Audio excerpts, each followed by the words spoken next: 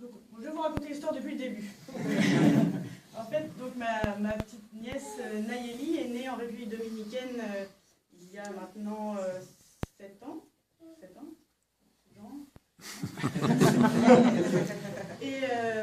Et en fait, il s'est avéré par la suite qu'elle était malentendante. Du coup, mon frère a une mutuelle française, il est pris en charge par la sécurité sociale, etc.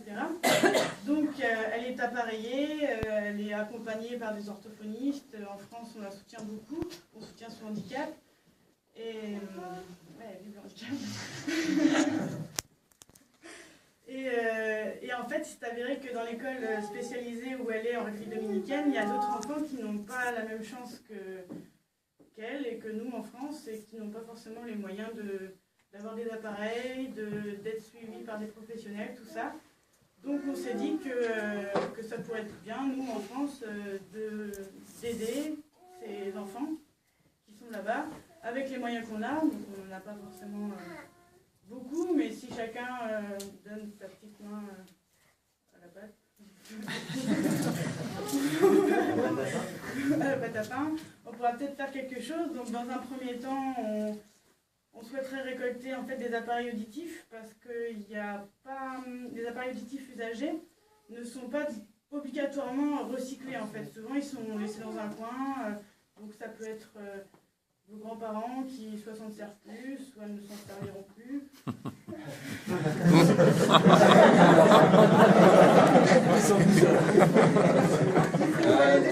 Il faut passer à l'acte, hein, c'est vrai. On ne sait pas trop quoi en faire, donc on peut nous les récupérer. Après on les répare et on les envoie là-bas pour qu'ils puissent servir à nouveau pour des enfants.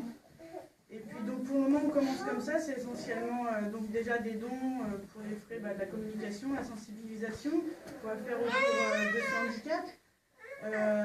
Et puis donc les collectes d'appareils.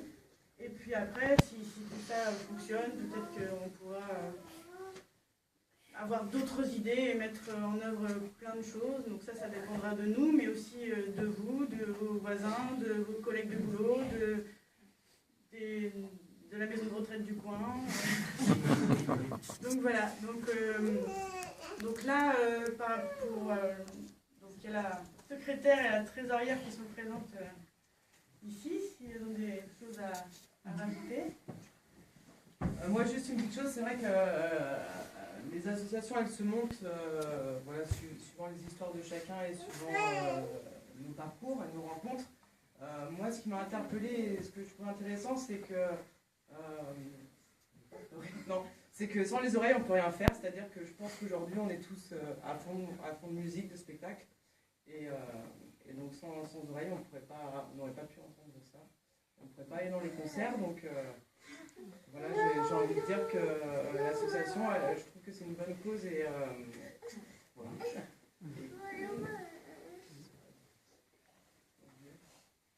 Ça peut être important de préciser aussi que Oui, voilà, on va vous présenter. On l'a appelé Dolly tout à l'heure. On va vous présenter donc notre premier appareil auditif. Donc voilà. Tadam! Alors, moi je l'ai appelé Dolly. Dans le but qu'il se reproduise vite, qu'il soit vite cloné. Et que ça marche, tu vois. Donc voilà, donc c'est le premier qu'on a eu 2 semaines après l'ouverture de l'association, par du bouche à oreille, une dame qui justement a perdu quelqu'un de sa famille et qui a eu le réflexe direct de nous appeler, de nous dire qu'elle avait un appareil auditif et qu'elle pourrait nous le déposer. Donc voilà, c'était un geste tout simple, ça lui a pas pris longtemps, et puis cet appareil-là pour aller dans l'oreille d'un petit enfant qui pourra du coup écouter des choses qu'il n'aurait jamais entendues avant, qui pourra écouter les oiseaux chanter, pour écouter la voix de ses parents. Enfin voilà. bravo en tout cas.